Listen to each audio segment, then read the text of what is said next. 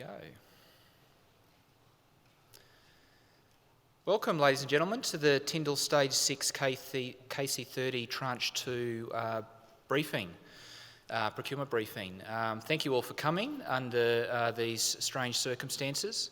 We're really excited to be here today to present the next round of procurement, and I'm sure the industry is also excited to see what is potentially coming up in Tindal in the market over the next 6 months.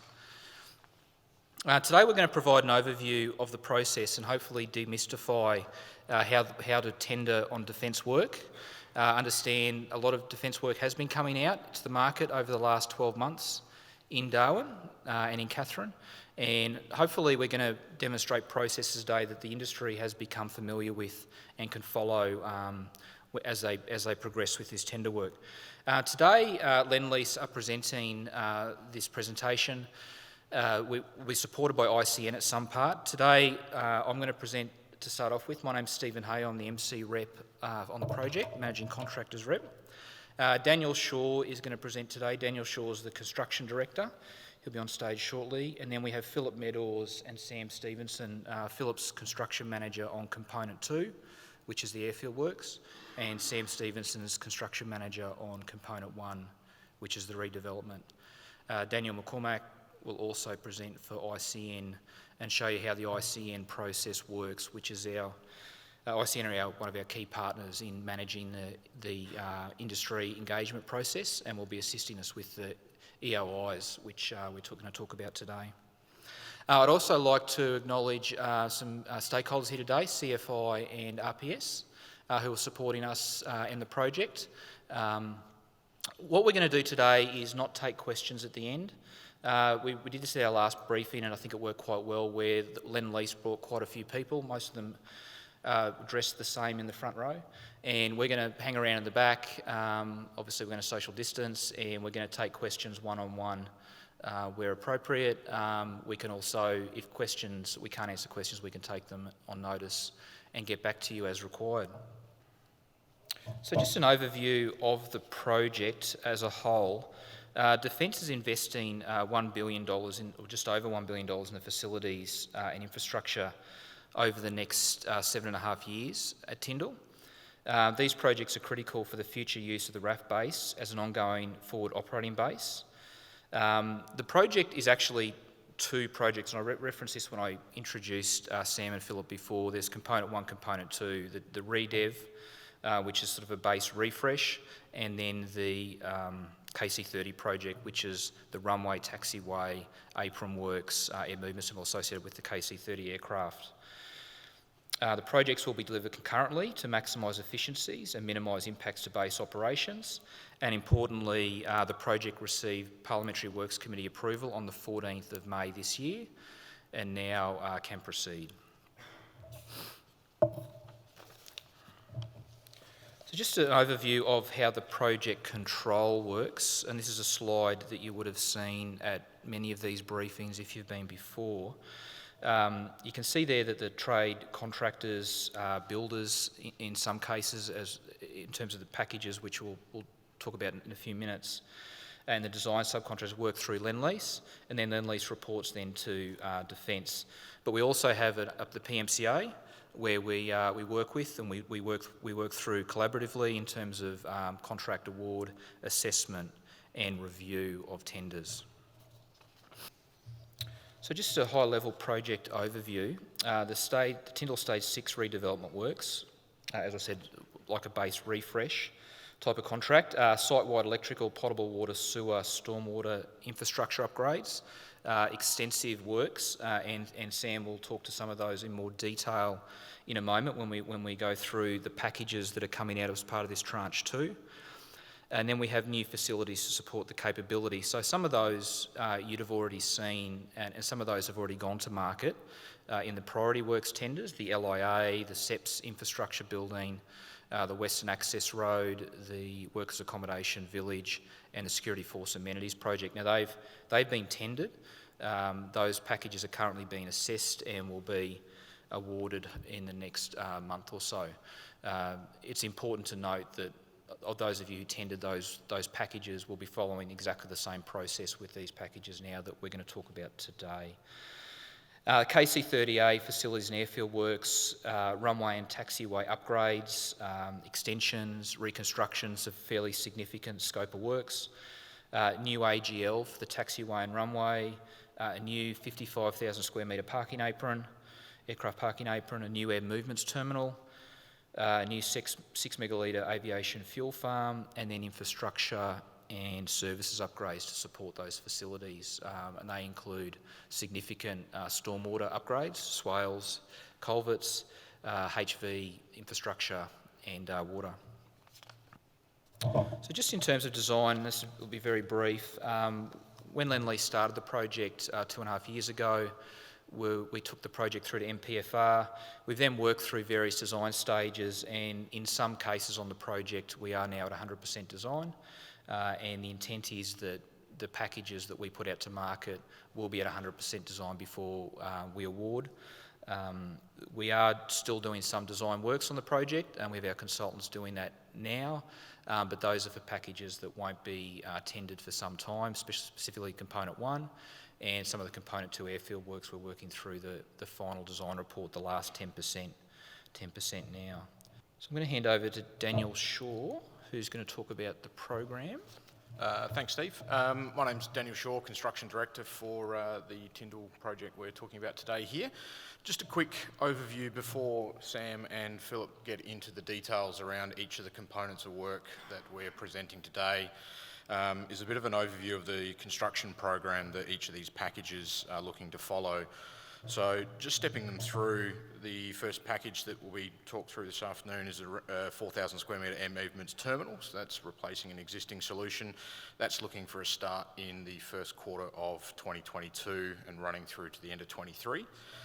Second package starts to get into the Runway Taxiway Northern Extension. So this is the first package of works that are coming out associated with extending the existing runway solution on site. That's a solution that starts Q1 next year and runs through to mid-23, so that's the first of a number of packages that will continue to come out over the coming years.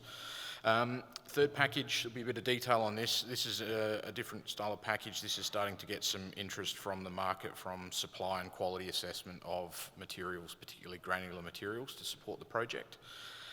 We then move through to the aircraft parking apron, so two packages here, T20 and 21. These are packages associated with the aircraft parking apron for the KC30A solutions, so a civil package for the bulk earthworks granular pavement solutions that starts in Q1 of 2021 and runs through to 23, and that FRP package then follows suit through after the wet of 21-22, so Q1 22, the FRP package for that is looking to commence work on site and run through to the end of 23.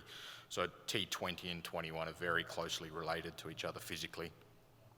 The aircraft parking apron lighting T28 is a similar package in the same area, so that's a major lighting package that will illuminate the new airfield apron.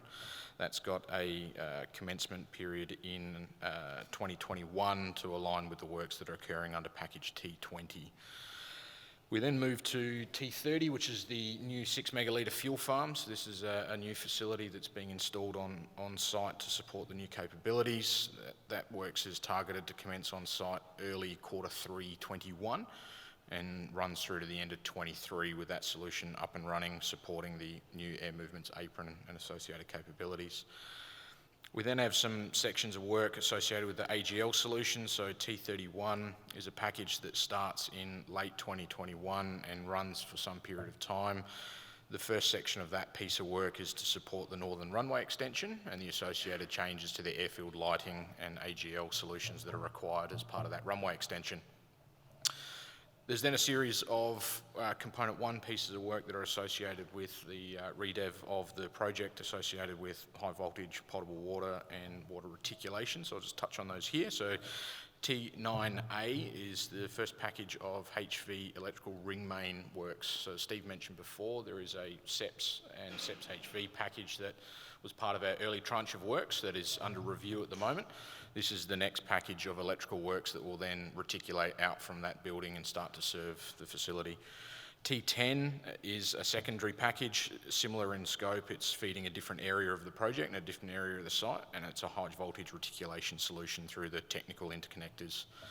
So they run simultaneously. They start in early 21, Q1 21, and run through to mid 23 for completion there.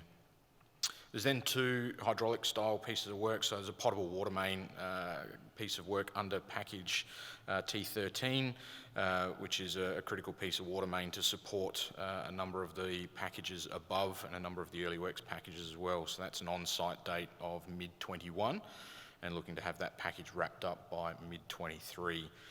The last package here is P14, so this is a package to supply and assist the construction water reticulation maintenance. Obviously this is a very large scale project spread out over the existing facility, and we've got a package that we've developed we're looking to get out to associate and support a number of the packages above here with regards to construction water reticulation and maintenance of that solution through 21 and 22. So that's a broad overview of the tranche of packages that we're talking to the market and to yourselves today about and garnering interest from you. I'd like to just pass on to Philip to come up and start talking through some of the packages in detail, if you can, Philip. For component 2, that is, component 1 and component 2 are just two different funding sources, and as part of component 2, we're delivering and as package T005, a new air movements terminal, which replaces an existing facility that's a bit outdated. What we're looking for here is to be able to do a turnkey solution for a builder, comes in and does all the earthworks and pavements, all the build-up, foundations, the whole lot. And so we really are looking for somebody that is able to do this as a complete package and fulfill all the defense HODO requirements and ensure that we've got a full functioning capability that meets all the design requirements that we have already designed to ensure that it's fit for purpose. So as you can see, it's a it's the construction of the air movements terminal includes, but it's not limited to, air movements terminal including administration areas with provisions for defense switch network, or the DSN, or it's a secure network, not switch, the defense remote network, and then it's a restricted network, so those are two typos unfortunately. Passenger processing, lounge areas, cargo preparation, and storage areas with pallet buildup. Passenger processing is about 250 personnel to suit the KC-30A aircraft capacity and includes customs, immigration, and quarantine processing. External works include parking, roadways, pedestrian vehicular access to the Apron, which we'll talk about in a minute. And it also has a ground support equipment sheltering location. So we're looking at that on the first quarter of 22 with 18 to 22 months with an approximate value of $22 to $26 million.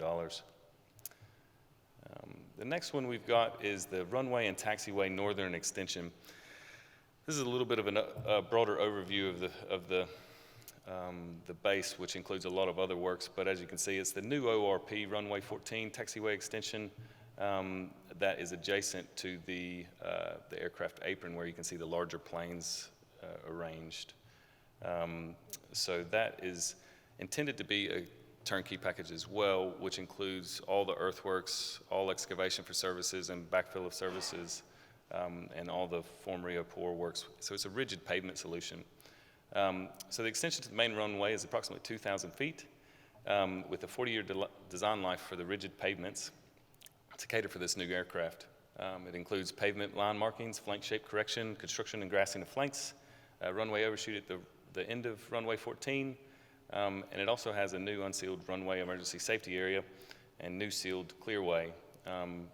We also are constructing an operational readiness platform, or an ORP, adjacent to the runway threshold. This is also rigid pavements as well. Taxiway Alpha will be lengthened as well to match that runway. So those are just, it's the U shape at the end of that image. Stormwater and swell construction will also be included with that. All right, and that's going to commence the first quarter of 2021, approximate duration of 26 to 28 months, value of 40 to 50 million. The next package is a market testing package. It's the aggregate supply and quality assessment package, and it's issued as a market evaluation package with successful tender undertaking all works required to provide the contractor with a complete evaluation of the following. The development of a local quarry to support aggregate supply to various trades, completion of all quality control trials, laboratory and placement trials, an assessment of the available volumes of the quarries, and then unit rate supply cost projection for the project duration. What we're looking to see here is to see what our local quarries are able to produce for the project, for especially these high spec pavements or buildups.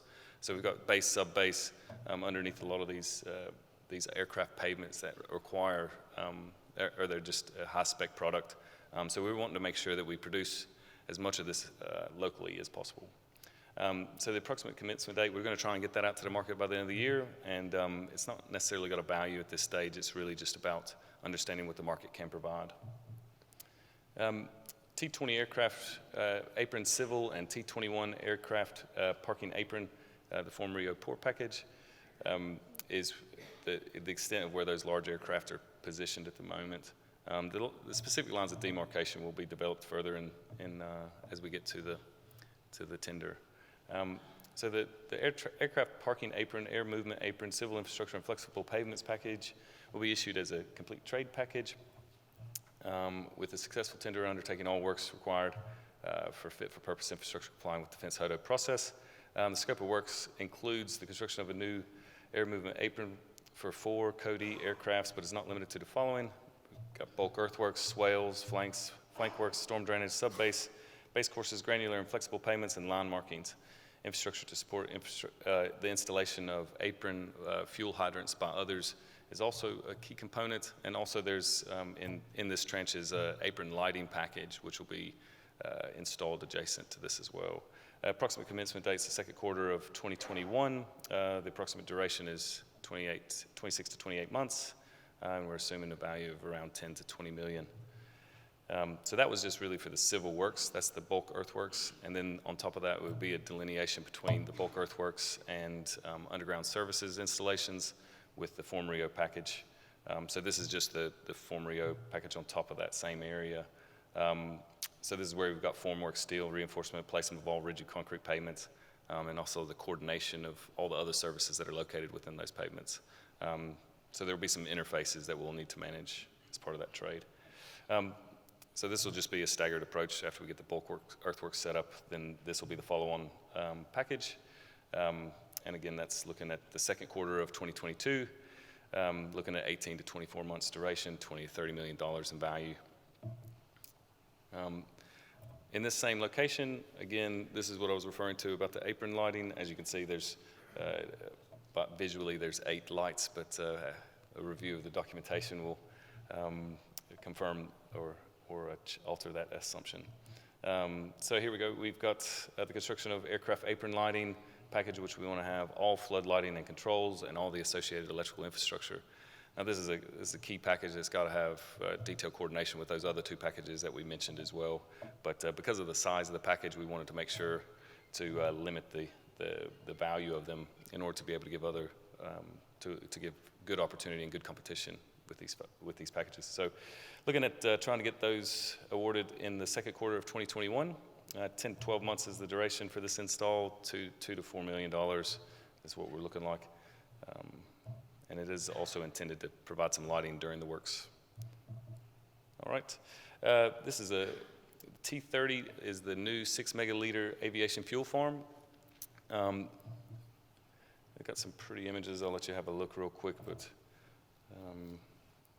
this again is intended to be a turnkey delivery at this stage to provide a fit-for-purpose solution for defense. So there's a lot of engagement with stakeholders here.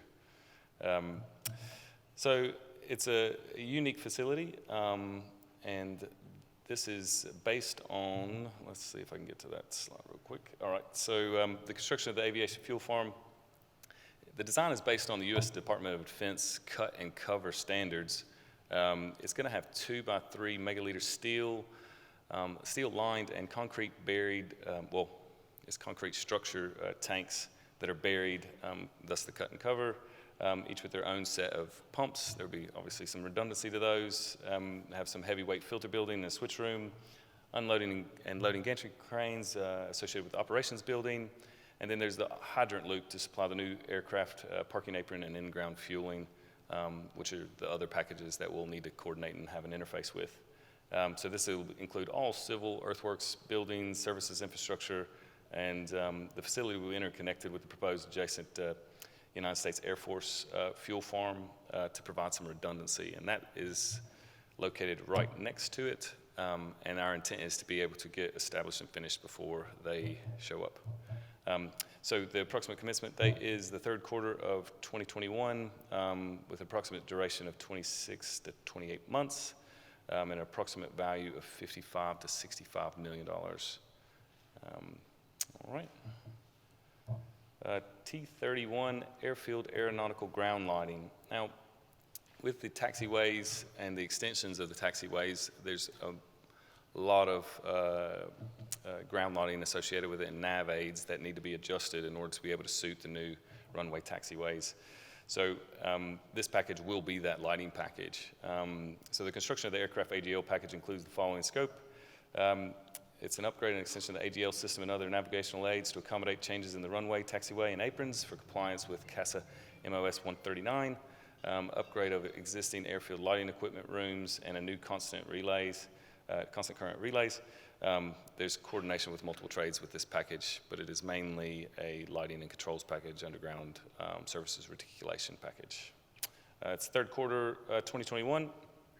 This is going to be a long duration package because of the interfaces associated with the broader base. So as we move through the stages of the works, this will be a multiple mobilization package where the trade will have to come on base for a long duration over many years.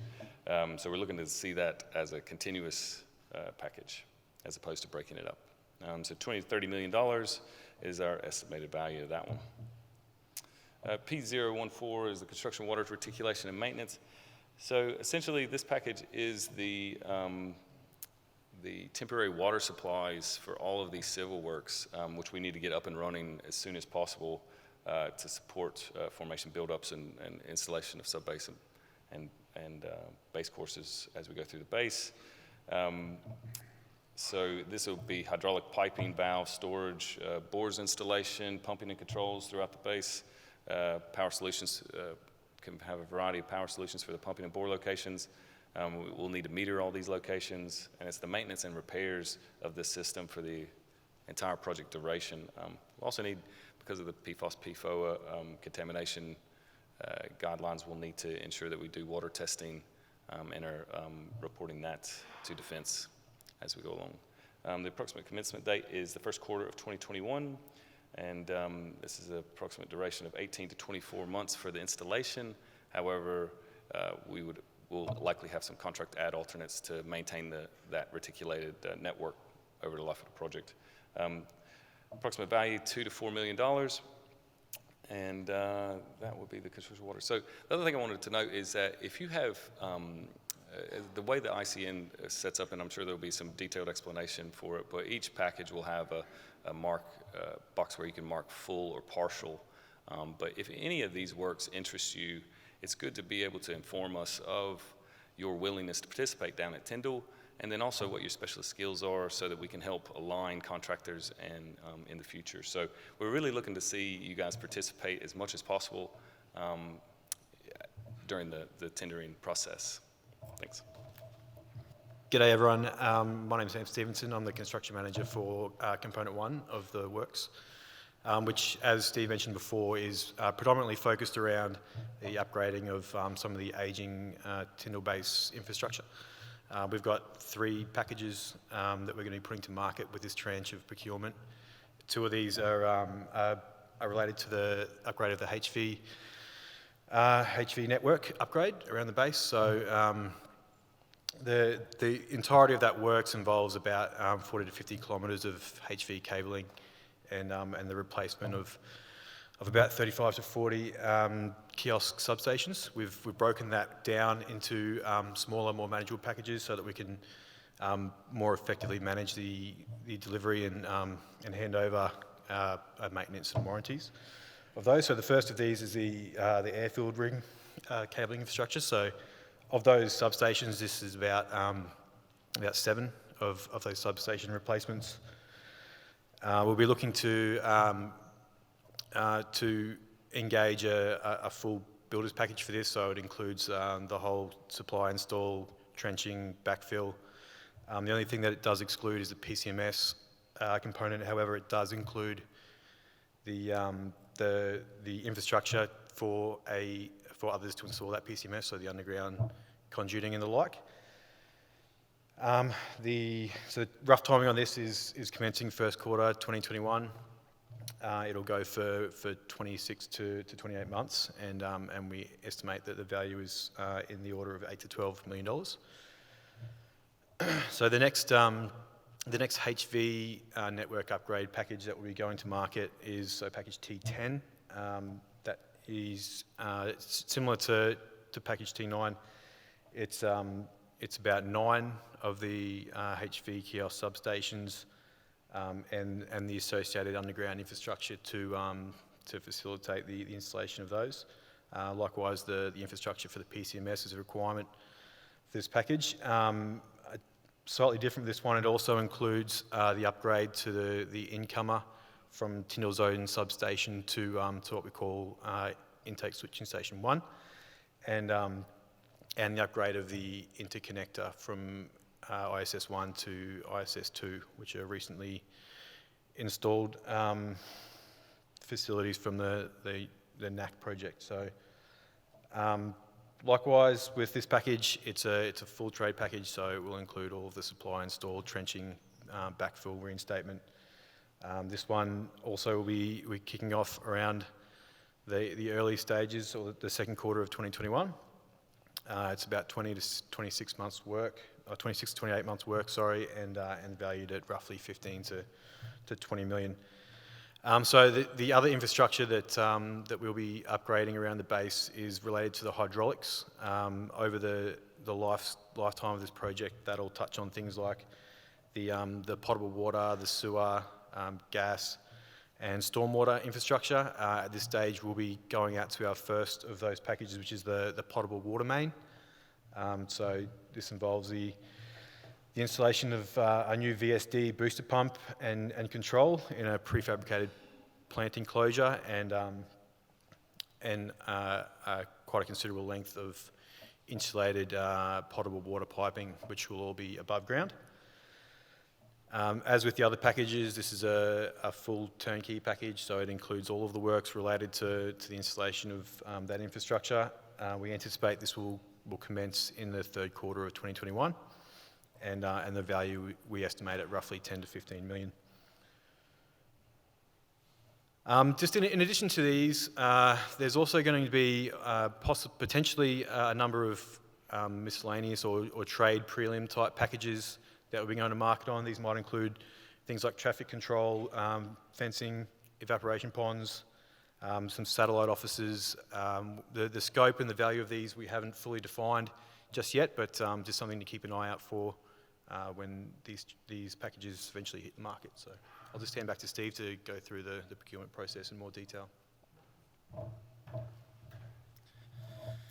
So I'm just going to run through some possibly less exciting stuff, but equally as important, because it's the process that we must follow to ensure that we provide the right outcome for defence on this project. And procurement is one of those tasks you do on a defence project that has very strict processes that we must follow, and that we expect the market to follow as well.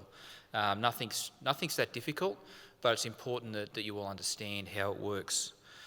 So the Commonwealth procurement rules provide the framework under which all Commonwealth procurement is to be undertaken. That's a document you can find online. I probably don't suggest you need to look at that, but it's certainly there if you want to.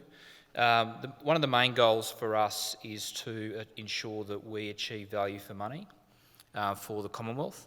And that's an outcome we'd like to see from industry when they provide responses to tenders for us. For example, innovation is something that we really like to see come back with tenders, and it's something the Commonwealth expect from us. We do look at all relevant financial and non-financial costs and benefits to be considered. The principles of the Commonwealth Procurement Rules are to encourage competition and participation of small and medium enterprises, social sustainability through local and Indigenous participation targets, accountability and transparency, and then ultimately provide a best for project procurement approach. So when you look at our EOI documents that will come out, and when you look at the 10 documents that come out, they'll have guidelines there on what the project is trying to achieve with regard to Indigenous participation, local participation, and measures like that. The process. So we have a two-stage process for tenders. The expression of interest advertisements, you probably have seen those because you're here today. They're in the Australian, the Catherine Times and the NT News, but also posted on ICN. And we've also used some of other industry bodies such as Chamber of Commerce and Master Builders to issue out the documents of the briefing today, and where to find the information as required to submit your EOI. Parties interested in tendering will register on ICN using the invitation to register document. So ICN will present in a few minutes and explain how their website works. Again, it's the process that we're following with the priority works, so most of you would have seen that. And it's a process that other tier ones and most other builders in the NT are currently using for their projects. An evaluation of each respondent's ITR will be conducted to formulate the tender list for each evaluation. So the process for that is going to, over the next week, we'll put the ITR document up on the ICN website. There'll be 10 sections, each requiring you to answer questions. That information will come back. Then we provide, we assess what you provide and then provide a weighting and an aggregate score, and then we use that score to develop the tender list. So it's based on your responses to each of the questions and how you specifically demonstrate to Lendlease for the scope of works how you're going to deliver it and provide the best outcomes for the Commonwealth.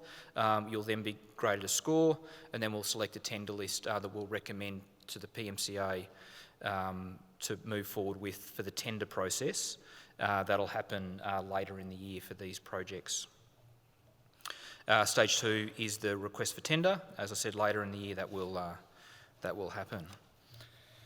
So very important slide, value for money assessment. So the following non-price elements will be considered in the EOI evaluation. So as you know, when you put a tender in, there'll be the price to do the work.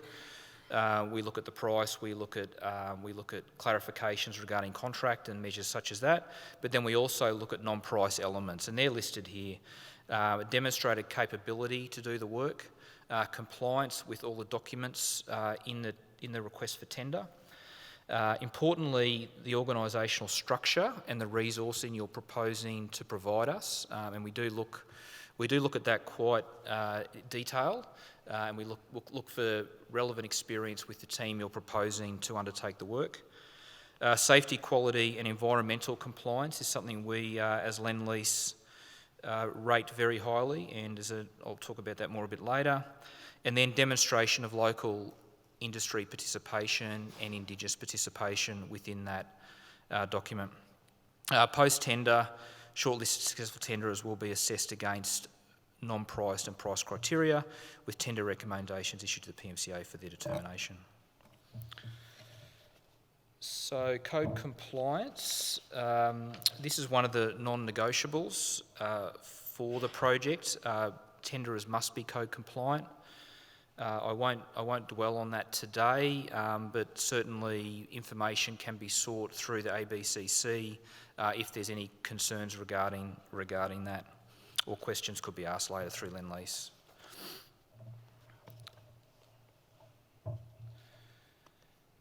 And there's a very interesting slide about the code for the tendering and performance of building work, which I suggest you look at the ICN website if you're interested.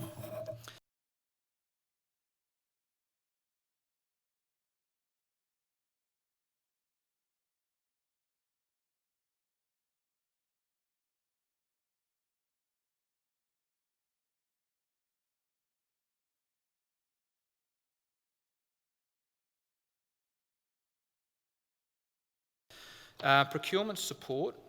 So publications of tender lists will be on ICN. So again, you've seen that, or if you've looked at the ICN website while we've been on the priority works procurement, the tender lists have been advertised on ICN as soon as the PMCA have approved them, and then we encourage contractors and subcontractors to work with the tenderers that are selected for the tendering to provide pricing and support for the bidders. When we do award a package, that will also be posted on the ICN website as soon as possible. Interest for non-trade groups, that's relevant to what Philip was suggesting earlier regarding the full scope or partial scope sections as well. We encourage everyone to register on ICN. We certainly use that as the base for all the tenderers. And things do change in a defence job. Procurement strategies sometimes have to evolve for various reasons, and it's really important that you register with ICN, listing out the work that your companies can do, so we have that information there if we do need it. The industry associations are very strong in Darwin and provide tenderers with a lot of support. Most of them are represented here today. Aiden NT, Chamber of Commerce, Master Builders NT, and of course ICN are all big supporters of the local industry. And we encourage you to reach out if you have any concerns with tendering, if it's something that you feel uncomfortable coming to Lendlease about. Standard defence contracts are used for this project, the MASC, the MESC and the MISC. Major, medium and minor works contracts. Generally we just use the major for most of the packages you see that we've shown today. If you want to, you can download the base documents from the government website and view those contracts. I think if you just type MASC into Google, it comes up, and you can have a look if that's something you're interested in. So getting ready to tender, we encourage you to look at the ICN website. As I said, it's something that's in play for this project already. It's we're using it, we're mandating the use of it because of the way we've set up the project and the way we want the project to work. We found it's a very, very easy way to manage the EOIs. So get used to that if you haven't already. Contact ICN if you need to. DCACs, there's not a lot that can be done in that space, but just be aware that DCAC passes will be required to work on this project, and your workforce will require DCACs. The requirements have changed slightly in recent times, removing the need for police checks, but they still are a requirement to have. Sorry, DCACs, not police checks. Understanding Lendlease requirements. Lendlease has been operating in the territory for a long time, 40 years, but more so in the last 5 years on projects like NAC, Palmerston Hospital, Delamere, and I think over the last 5 years we've probably touched most of the industry, and I think people are getting used to working with us, which is really good, and we try and keep consistency across all our projects on requirements. So if you haven't worked for us directly, I'm sure you'll be able to reach out to someone who has if you have any concerns. And our advice would be that some of this work, non-price criteria, you can start that early. You don't need to wait for the tenders to drop. When the tenders drop, we have been giving, recent times, extended tender periods because of COVID in the way Defence and Commonwealth, PMCA and Lendlease are responding to tenderers having difficulty in pricing. But that may change because we really don't know how long COVID's going to be around for. So it's important that if you only get a 4-week tender period, you're really ready to punch out the document and you have your background homework done. So you make sure you submit a quality document, because once it hits the box, you have very limited chance to change anything you've submitted. So the Lendlease safety. Lendlease operate a documented environmental quality, health and safety system and quality management system. An environmental health and safety policy and quality management policy signed by the Managing Director is required. Plan to develop safe work method statements, various EHS and QA accreditation certificates depending on the type of works. I suppose importantly, the last comment in bold, Lendlease has a high standard of safety compliance, especially for high risk works. And without going into too much detail today, those things mostly revolve around permit for works.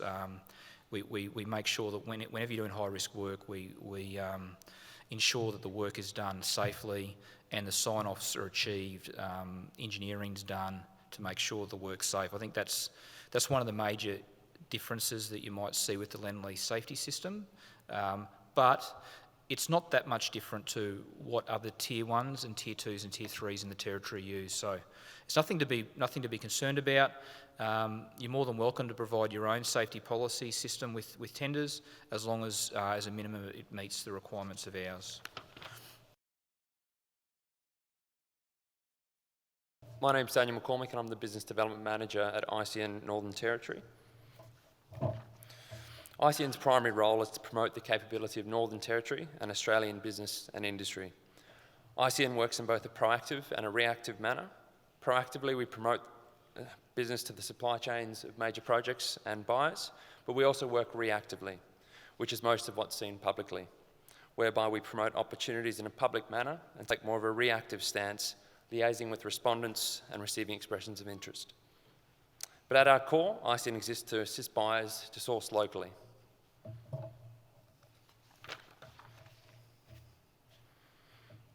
This graphic depicts in a simple form how ICN works. We receive a scope of work from a buyer, and then we evaluate businesses against that scope of work and any requirements it may have, before providing a formal response back to the buyer and detailing the appropriate or interested businesses. It's important to note that ICN provides the formal response back to the buyer, and at that stage, we're not involved in the shortlisting or negotiations thereafterwards. We also maintain confidentiality throughout that process. ICN is mostly known for our public-facing platform, ICN Gateway. It is through ICN Gateway that businesses create and manage their business profiles. ICN Gateway is also where public opportunities are hosted across a broad range of projects that we are engaged with, including, in this case, Lendlease's opportunities for RAAF Tindal. To find Lendlease's landing page, where the opportunities discussed today are hosted, you can either navigate there via the direct URL, which will be provided on the following slide, or by using the Looking for Work function on ICN Gateway homepage, where you can search through the use of keywords. The direct URL for the project is now up on screen, and as you can see, we've done well to make it short and catchy. It really rolls off the tongue. Probably save this one in your favourites. When you arrive at the Tindal Stage 6 redevelopment landing page, this is what you'll see. The general details and a summary of the project, relevant contact details for ICN's team, and if you scroll to the bottom of the page, this is where the individual work packages will be listed. Within the work packages, I stress the importance of one particular work package, the General Updates package. This package allows interested parties to express interest or to opt in to being kept up to date with the project, including the release of new work packages, package awards, relevant media announcements, and invitations to briefings such as this one today. When the packages that have been spoken about today open, they will be listed in this area for respondents to express their interest. Each package will have an ITR registration form attached for completion and re-uploading. Please ensure that all sections of this are completed and the document is re-uploaded appropriately into the site so it can be assessed. Incomplete documentation will be considered non-conforming. When you log in to express interest, you will see a section where you'll be required to upload the individual document and any supporting documents requested. Please use a zip file if you have multiple documents in this case. Please note that there's a work package countdown timer at the top of the screen. All packages for the Tindal project will be closing at midnight Australian Central Standard Time. So if you're listening in from interstate or your business is going to be expressing interest from interstate, the countdown will reflect the correct remaining time, regardless of your location. The questions that form the EOI questionnaire should not be considered optional, as they are being asked directly by Lendlease's procurement team and will enable them to conduct their assessment and shortlisting. If you have any questions about this process, please contact ICN via the details on the page and don't leave it to the last minute. If you're progressively working through your expression of interest over a period of time, please ensure that it's correctly lodged prior to closure. Where, as per the provided legend, the EOI submission box is orange, your expression of interest has been initiated but not submitted. If it is green, it has been appropriately submitted, and if it is non-coloured, it means you have not initiated your expression of interest. Once submitted, ICN's team will undertake an initial conformity check. This is a check to see that the right information has been provided against each of the questions. Based on the documents that have been provided, ICN will indicate if your response has met all the criteria, some of the criteria, or none of the criteria. These results then give an overall conformity rating to your EOI response. This spreadsheet, along with all of your documents, are then passed on to Lendlease, who will undertake their own weighting and assessment process before issuing RFTs. The RFT documents, as Steve said, will be listed under the page on the project documents section. So these are very important. If you consider yourself a lower tier contractor or supplier, it's appropriate for you to engage at this point that those details go live, and try and do it within a few weeks of them going live, considering that the companies provided on that list will be actively tendering at that point to try and get in there soon. I'd like to take the opportunity to highlight that Lendlease has made changes to what would be considered the standard or national procurement process to allow this to happen. These aren't things that are mandated under the Commonwealth procurement policy, so please make sure you take advantage of this level of transparency. Key takeouts in this case: if you're not registered with ICN, please do so. It's free, and an ICN consultant's happy to help step through your profile if you have any questions prior to submitting your expression of interest. When you do express interest, make sure that you do so against the general updates page, so you're kept up to date with any new releases or any media announcements or relevant documentation changes. And when you submit your expression of interest against the individual work packages, ensure that you're uploading all requested documents and that it is submitted prior to close as is deemed appropriate. So just some closing remarks. We're talking about tranche 2 today. There is going to be 4 tranches of procurement, so you can see significant amount of work on the project that's going to go to market in the next 6 months. But we expect another tranche 3 and tranche 4 of similar values over the next probably 12 months between each one. So whilst some of the work here today might not be exactly to your liking, there will be opportunities for other work that's going to come up, so please keep an eye out on the ICN website for any changes that might come, or watch for the newspaper articles or the ICN website for the next round, as I said, probably about 12 months' time. It's really important to Lendlease that the process that we've outlined here today, the industry understands how to follow it. We're not trying to make it complicated. There's a lot of support for industry if they have any issues with understanding what needs to be done. I mentioned some industry bodies. ICN, particularly one of our partners on the project, can provide that support. I do encourage people to reach out to Lendlease. Whilst I did say we're not taking questions, all the gentlemen that spoke today will be available after the presentation here out the back for one-on-one questions, or a group if you like. Anything that we can't answer, we will undertake to get back to you as quickly as possible. So with that, I'd like to thank the presenters. Thank you, ICN. Thank you all for coming. Thank you for being here in these different circumstances.